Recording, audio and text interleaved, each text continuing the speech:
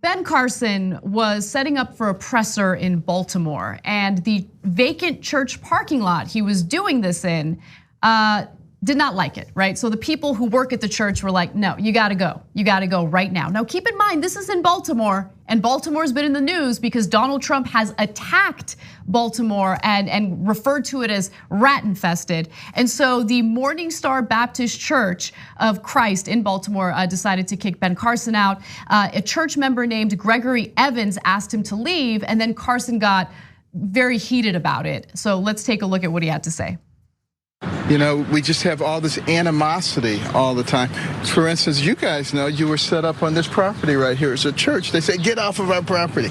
You know, a church, when we're talking about helping the people, I mean, this is the level to which we have sunken as a society. And it's so important that we stop this madness, because, you know, we have some threats. But it's not China, it's not Russia, it's not North Korea, it's us.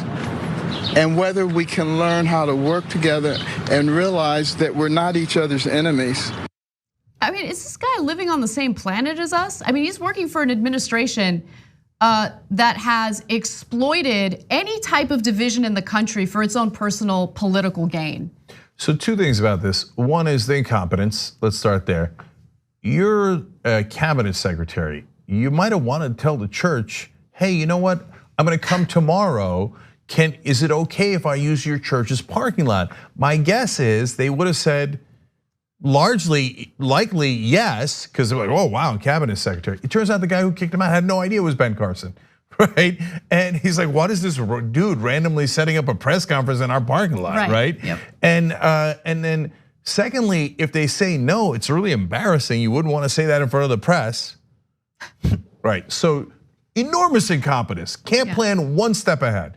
Now, the even more important point is the one that Anna's getting to there. So you feel personally aggrieved that they didn't let you set up in the parking lot, but you don't think it's okay for Baltimore to be aggrieved when the guy you work for called them filthy and disgusting and rodent infested and attacked them, and by most accounts on racial grounds.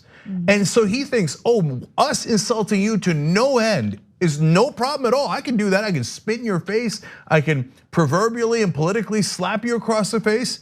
But then if you tweak me and say I can't use your parking lot without asking first, oh my, what has become of decency in America? And they say it with a straight face. You know why? Because they're conservative. Conservatives don't empathize with anybody, and they don't empathize with it unless it happens to them. They're like, oh my God, I couldn't use a parking lot. I couldn't use a parking lot. Yeah. Well, weren't you 8 times, 1,000 times more mad when your boss insulted Baltimore in 1,000 worse ways?